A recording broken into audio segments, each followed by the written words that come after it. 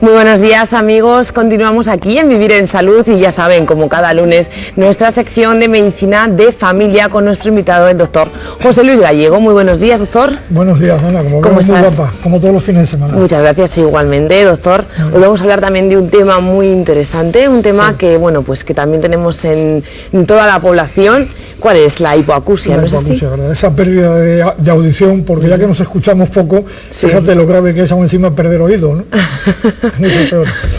¿En qué consiste la hipoacusia, doctor? Pues mira, consiste en una pérdida de audición porque el umbral de los sonidos, que como todos sabemos hay sonidos graves, sonidos agudos, nuestro oído no lo recibe con esa percepción, con esa claridad y perdemos en ese momento la facultad de poder oír o de entender lo que nos están hablando.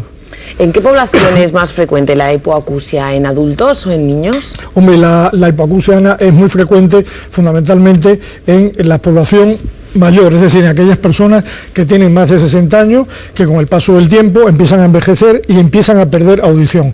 Luego también hay que resaltar un hecho que es bastante frecuente, que es nuestra población infantil.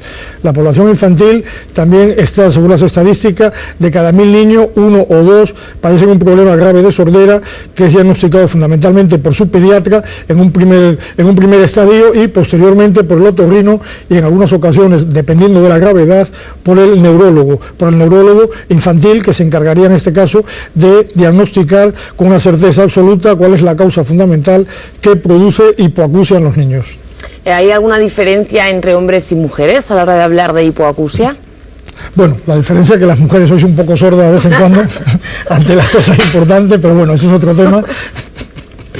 Pero fundamentalmente hay que resaltar que efectivamente la hipoacusia o sordera puede ser parcial o puede ser total, afecta a hombres y a mujeres. A las mujeres les puede afectar fundamentalmente en determinados momentos de su vida, cuando están en el embarazo o como a los hombres en los periodos ya de declinación en la vejez o cuando nuestra vida ya va a partir de los 60 años envejeciendo todos nuestros órganos.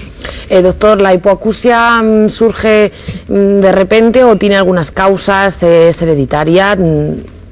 Bueno, esa es una buena pregunta. La hipoacusia no surge de repente. Puede ocurrir que surja de repente. ¿Cuándo puede surgir de repente? Cuando nos estamos duchando, cuando recibimos un traumatismo o nos ocasionamos un traumatismo en el oído o cuando tenemos un tapón de cerumen, que eso ya es muy conocido de todos. Esas pueden ser unas causas fundamentales de una falta de audición pasajera y que se puede restituir la audición en un periodo de corto muy tiempo.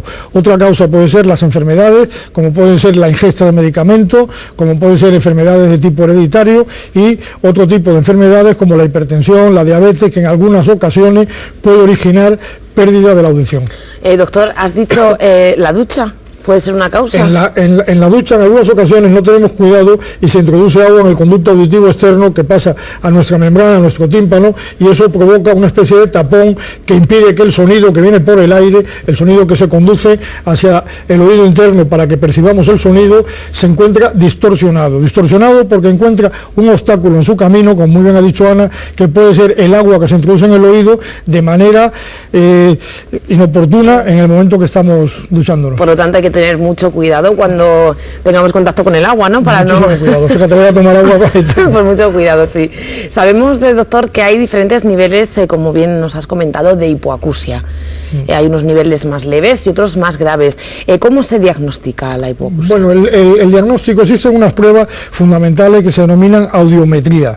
Las audiometrías lo que miden es la intensidad con que nuestro oído puede captar esos sonidos que conocemos como agudos, como graves o unos sonidos intermedios. Ese tipo de sonido se puede medir en una curva, en una gráfica, a través de la audiometría que va recogiendo cómo nuestro oído puede percibir un sonido agudo, un sonido grave o un sonido intermedio. Estos sonidos, o ese umbral mínimo, que es el umbral en que nuestro oído percibe los sonidos que hemos dicho pueden ser agudos, graves o intermedios o medianos, ese umbral mínimo se registra en esa curva gráfica y fundamentalmente se mide en decibelios. Estos decibelios se van midiendo en una cifra que corresponden a cantidades como 250, 500, 1000, 2000, 4000, va subiendo el umbral en la misma medida que los tonos, tanto agudos como graves, pueden ser percibidos por nuestro oído durante la prueba que denominamos audiometría.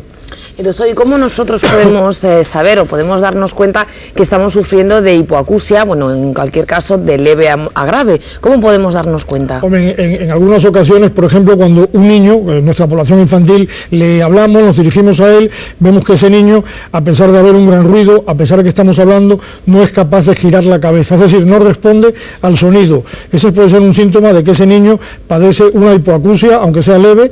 También esto ocurre muchas veces en personas mayores, que les hablamos y vemos que de una manera absurda no nos miran o pasan de la conversación. En este sentido podemos decir que hay una presbicia, es decir, que se vaya manifestando los primeros síntomas, una presbiacusia, perdón, que se va manifestando los primeros síntomas de sordera o de hipoacusia. Esos son los síntomas que se pueden ver tanto en población infantil como en la población de nuestros mayores.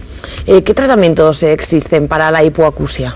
Para la hipoacusia existen muchos tratamientos. El tratamiento depende un poco de dónde se produce, si en el oído externo, si en el conducto auditivo externo, en el oído medio o en el oído interno. Dependiendo de la localización que se puede hacer a través de un diagnóstico por las pruebas complementarias que se realizan, el tratamiento puede ser farmacológico, puede ser quirúrgico, puede ser simplemente de aprendizajes a través de un especialista indicado, como puede ser un foniatra, para que el lenguaje y ese entorno social en el que se desarrolla la persona que padece hipoacusia no sufra ningún menoscabo.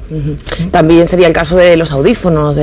Los audífonos o las prótesis se suelen utilizar en algunas personas que, dependiendo, como muy bien has dicho tú, del tipo de sordera o del tipo de hipoacusia, en este caso sería una hipoacusia del oído interno, es decir, que no recibe los sonidos, y el tratamiento sería con un audífono para poder amplificar esos sonidos que se reciben.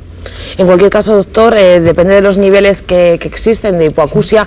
¿Alguno de ellos, es corregible o es totalmente definitiva? Dependiendo del grado de hipoacusia, como muy bien has vuelto a decir, Ana, se puede corregir. Si la hipoacusia es de carácter leve, podemos decir que es una hipoacusia que tiene un tratamiento farmacológico, un tratamiento de rehabilitación, con lo cual se recupera la audición en un plazo de tiempo breve. Cuando la hipoacusia es de carácter severo, es decir, que ya no se oye absolutamente nada y las causas afectan a lesiones, por ejemplo, de tipo cerebral, en ese caso podemos hablar de una intervención quirúrgica para intentar recuperar la audición mediante implantes. En este caso serían implantes cocleares, que eso sería el especialista el que indicaría si efectivamente va a resultar beneficioso para el paciente o no. Implantes cocleares, que ya hemos hablado aquí en Vivir en Salud, doctor.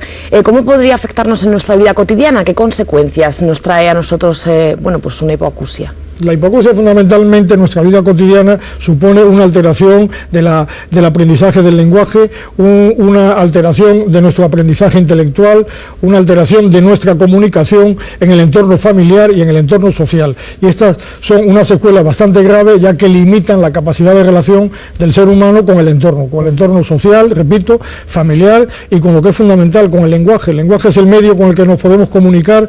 En el momento en que está alterado, la comunicación prácticamente no existe. Claro que sí. Bueno, pues como todos los lunes, ya saben que es habitual en esta sección, presentamos ya sin más dilación a nuestro invitado Pablo Sebastián. Muy buenos días. Buenos días, belleza. Gracias. Belleza segunda. ¿Qué tal, doctor? Usted habla como si supiera, como siempre, con una autoridad. Qué maravilla. Ya saben ustedes, Pablo Sebastián estuvo con nosotros hace unos días. Él es cantante y pianista, le recuerdan ustedes, porque formó parte del equipo de cine de barrio en Televisión Española. De cine de barrio, es un gran pianista, un gran artista, polifacético. Sí, pero no me preguntes si toco de oído, porque ahora que estás hablando, la gente dice, oiga, ¿usted toca por oído? No, yo le digo, toco por necesidad. Digo, tengo que ganarme la vida con el piano, así que si me quieres hacer alguna pregunta al respecto.